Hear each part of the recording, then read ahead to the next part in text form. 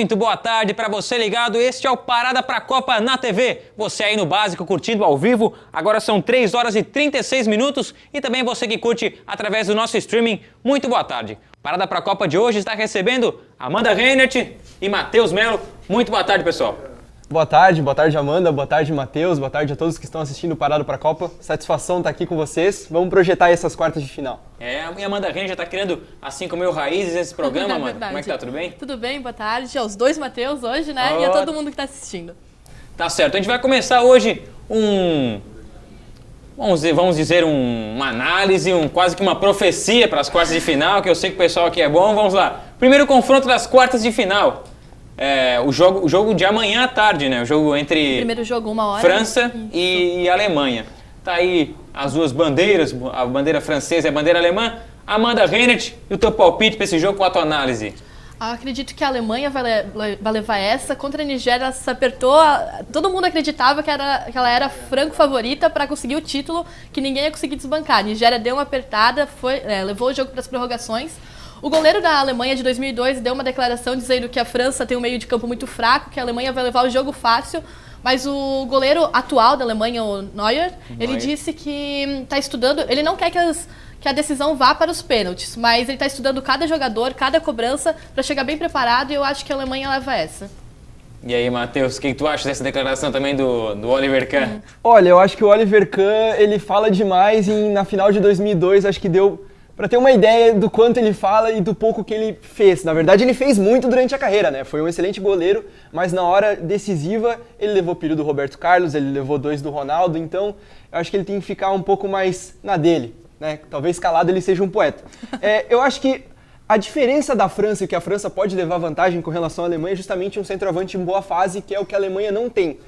Bem munido, o Karim Benzema já mostrou, e até às vezes não tão bem munido assim, que pode decidir nessa Copa. Eu acho que a França tem um time jovem, rápido, a Alemanha, por sua vez, tem uma organização tática que talvez nenhuma outra das equipes desse Mundial apresenta. O Thomas Müller estava constipado, eu não sei se ele vai 100% para o jogo, é uma arma muito perigosa, mas eu acho que a França não está tão morta quanto todos pensam. Eu acho que tem totais condições de enfrentar Brasil ou Colômbia na semifinal. E lembrando que em 82 e 86 a Alemanha tirou a França das semifinais, então a França acho que talvez vai estar um pouco mordida para conseguir essa vaga também. Mas agora carimbando um favorito da disputa mesmo, França ou Alemanha? Alemanha, primeiro. Alemanha? Eu acho que a Alemanha acaba levando, mas com certa dificuldade. Tá certo. Agora o confronto seguindo a ordem, né? Amanhã às 17 horas, Brasil e Colômbia. A Colômbia que fez uma belíssima primeira fase, mas os adversários também não eram tão bons assim, né? Que vocês concordam com isso? Olha, eu acho que a Colômbia pegou adversários um pouco mais fracos, isso é verdade, mas independente de quando você pega adversário fraco ou adversário forte, a organização tática tem que ser a mesma, é isso que a Colômbia está demonstrando. Uma organização tática feita pelo José Pekerman, o técnico argentino, e além disso, o James Rodrigues, ou James Rodrigues, como os colombianos falam, tem o Jackson James, né? James Rodrigues, o Jackson Martinez, que é um bom atacante, não tem talvez a experiência do Falcão Garcia, mas está metendo gol. O Teófilo Gutiérrez, apesar de ser instável, também é um atacante que vem bem na Copa. Tem o Quadrado, né, que está perto de uma grande transferência aí. Sem falar nas outras peças, é um time bem montado, um time mais completo, na minha opinião, do que o Brasil. Eu acho que o Brasil está muito mais desorganizado taticamente, ferido psicologicamente. Acho que a Colômbia leva vantagem nesse aspecto, mas o Brasil tem a torcida ao seu favor. Tem o Filipão, que é um técnico que sabe motivar, apesar do que acabou acontecendo com relação ao episódio dos jornalistas. Eu acho que a Colômbia tem chance sim de eliminar o Brasil, vai ser mais difícil que contra o Chile, mas eu vou dar minha opinião meio parcial, acho que o Brasil acaba passando para as semifinais. E você, Amanda, acho que a Colômbia vai, digamos, é o adversário mais forte do que foi o Chile? Acho que não mais forte do que foi o Chile, mas é um adversário muito bem organizado. Sobre o James Rodrigues, o jogo passa muito por ele. O jogo está sempre ali no meio de campo, né? Passa por ele. Uns dados que saíram, a Colômbia fez o total 1.168 passes. E desses, tem até aqui o número certinho. Nossa, a mesa 160, ele já recebeu 161 e distribuiu 130. Então, cerca de 25% do jogo da Colômbia passa nos pés dele. Então, o Brasil vai ter que fazer uma marcação bem forte ali em cima. Mas eu acho que o Brasil passa, principalmente por esse fator torcida também. Uma coisa que eles estão questionando bastante é o fator psicológico dos jogadores. Eu acho que isso não interfere tanto, eu acho que muitas vezes ele pode ser levado para um lado positivo. Criticaram muito o Thiago Silva por causa na decisão dos pênaltis, que ele não quis bater, ele ficou meio afastado do grupo, mas eu acho que se o lado emocional for trabalhado de um lado positivo, ele pode ajudar muito para o Brasil vencer a Colômbia. E a questão do meio-campo, né? Muito criticado o meio-campo brasileiro no jogo do Chile. Muito se falava, grandes opções, grandes eu não digo nem tanto, mas, por exemplo, o Henrique, que o Filipão pode armar nesse time. O que vocês acham desse meio campo do Brasil? Como é que pode pintar amanhã, o torcedor vai acompanhar? Olha, eu acho que o Filipão, pelo histórico que ele tem que acreditar muito nas convicções dele. Se ele acha realmente que o Henrique está num bom momento, até porque o técnico é ele, a gente não acompanha o dia a dia da seleção, o ambiente da seleção. A gente assiste só o jogo. A gente assiste só o jogo, ou até os jornalistas que estão cobrindo a seleção acompanham os treinos, mas o dia a dia, a vivência do grupo, quem sabe é ele. Eu acho que se o Filipão tem a convicção de colocar o Henrique, o time vai ficar mais retrancado, talvez a ligação direta persista, né? Que é a ligação direta, para quem não sabe, é a bola lançada pelo zagueiro até o atacante, não passando pelo meio-campo, que é o que vem acontecendo. Contra o Chile foram 12 ligações diretas. Eu acho que não é, particularmente, eu acredito que não seja a solução. Eu acho que talvez tirar o Fred para colocar mais um meio-campista, sendo e a gente depender do Hulk para fazer a definição do jogo, até mesmo o Neymar, eu acho meio complicado. Talvez se colocar mais um meio campo, eu acredito que o Fred vai começar a render mais e às vezes você muda uma peça do time e o time inteiro, o coletivo, acaba ganhando. Então, eu acho que talvez o William na vaga de um volante, ou até na vaga do Luiz Gustavo, tirando talvez o Fernandinho, colocando o Hernanes, que consegue fazer mais essa função de primeira função do meio campo, eu acredito que o Brasil vai melhorar bastante. Então, nessa primeira parte das quartas de final, então vamos cravar um Alemanha e Brasil os favoritos, digamos, que a gente apontou aqui já para a semifinal. Do outro lado, primeiro confronto, já no sábado, 13h, Argentina e Bélgica. A Argentina que passou um sufoco a Bélgica nem tanto, mas o sufoco da Argentina foi maior ainda para cima da Suíça. Sim, mas eu acho que esse é um dos jogos mais complicados, esse Argentina e Bélgica. Eu não consigo... Mais equilibrado, sim. Eu acredito que ainda a Bélgica vai conseguir surpreender e vai passar pela Argentina. A Argentina depende muito de peças individuais. O Di Maria brilhou no jogo passado, conseguiu fazer o gol. O Messi vem brilhando em todos os jogos, vem conseguindo definir para a Argentina. Então eu acho que eles vão levar. E um dado interessante está no jogo da Bélgica contra os Estados Unidos. Teve muitas finalizações, 38 no total, que foi o maior número de finalizações no Mundial desse ano. Então, eu acho que esse ataque com muitas finalizações da Bélgica vai surpreender a Argentina, que tem uma defesa não muito estável, assim. Eu concordo com a Amanda. Eu acho que vai ser o primeiro adversário que a Argentina vai pegar, que tem um ataque, eu diria, talvez não de nível mundial, mas com bons jogadores. Né? Você pega um Hazard, que pode decidir o jogo a qualquer momento. Não vem bem na Copa, é verdade, a gente esperava muito mais dele. Pode ter um Lukaku, que às vezes entra e pode definir o jogo. Tem o Fellaini também, que está fazendo uma boa Copa.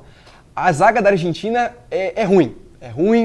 Tem problemas. O Federico Fernandes é um zagueiro médio, para não dizer outra coisa. O Garay já é mais estável. Os dois laterais são deficientes, o Rojo e o Zabaleta. O Romero fez uma partida boa contra o Irã, mas não é um goleiro confiável, né? Digamos, a Argentina já não tem goleiros confiáveis há um bom tempo.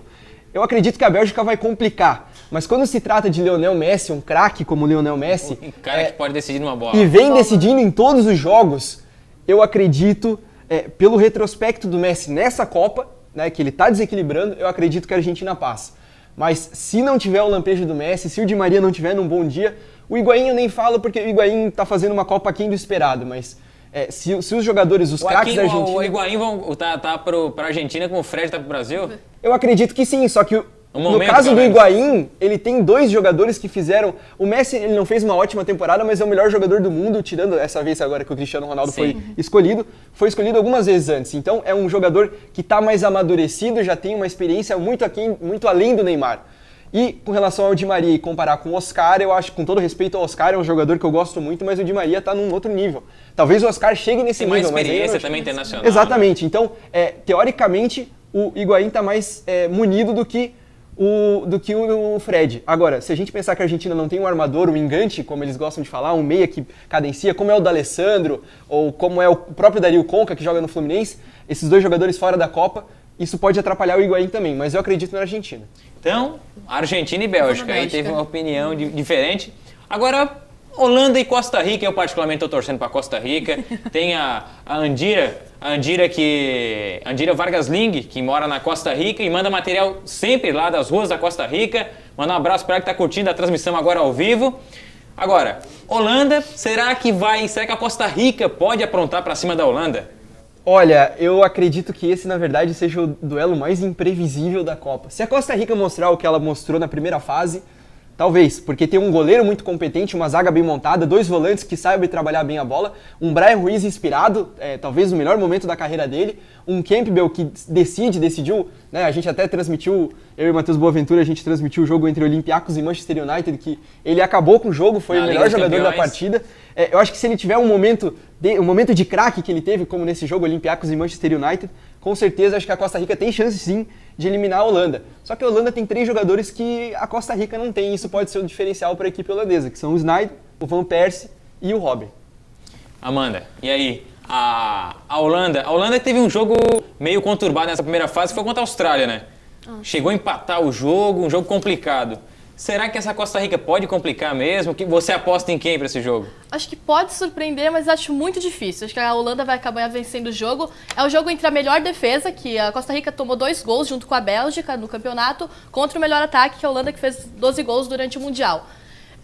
O goleiro da Costa Rica, o Navas, eu acho ele muito bom jogador, mas eu acho que ele não vai conseguir segurar esse trio da Holanda. Vai ficar difícil e acredito que quem se classifica é a Holanda nesse jogo. O problema, na verdade, é a questão...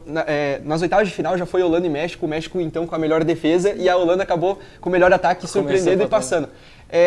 Só que tem um problema, eu acho que a Costa Rica vai ficar muito mais atrás do que o México ficou, e eu não vi a Holanda ainda tendo o ímpeto, tendo que atacar a seleção adversária, talvez contra a Austrália tenha sido a vez que ele tenha precisado mais atacar. Contra a Espanha já era um time mal aberto, taticamente, né? Mais aberto. Tanto que no jogo contra a Holanda e México, na verdade, o México ficou jogando no ataque, a Holanda se defendeu mais e jogou nos contra-ataques. Exatamente. Mesmo, né? Eu acho que se a proposta na qual a Holanda se sobressai perante os demais é esse contra-ataque com o Robben partindo em velocidade. Eles são os pulmões mesmo do time. Exatamente. Né? Agora, a Holanda tendo que atacar, eu acho que vai dar problema.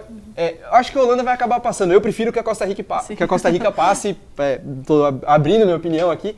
Mas eu acredito que a Holanda vai acabar passando pelos jogadores extra classe que possui no seu plantel. Tá certo, então agora.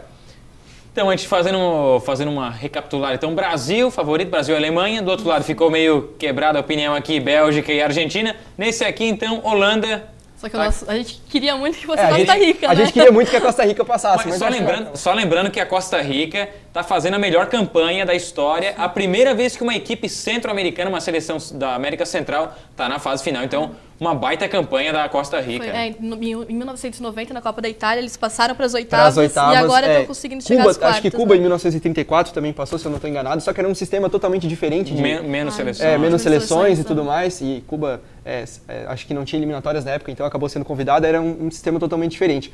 Mas a Costa Rica está fazendo história. E talvez seja, dentro do futebol centro-americano, a seleção com mais expressão. A gente não pode esquecer que alguns times da Costa Rica chegaram já à final do torneio continental de clubes da CONCACAF, que é a Conca Champions.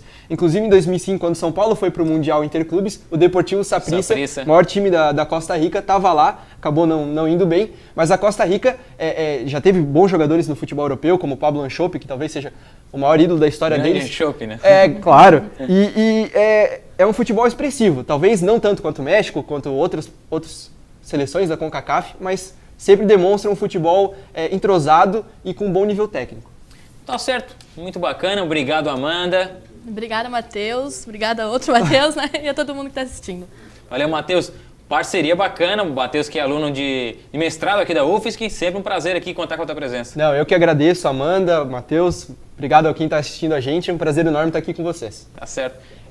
O Parada pra Copa na TV, a gente vai se despedindo. Semana que vem esperamos que já com o Brasil nas semifinais, a gente entra no ar sempre antes dessas fases finais. Para você acompanhar uma cobertura mais do que especial é no facebook.com/jornalismo esportivo UFSC, essa parceria aí no curso de jornalismo da UFSC, na cobertura da Copa do Mundo 2014. Grande abraço para você que ficou ligado aí no Bar do Básico ao vivo, pelo streaming, e você que vai assistir agora logo mais tarde no YouTube. Até a próxima semana, pessoal. Tchau, tchau.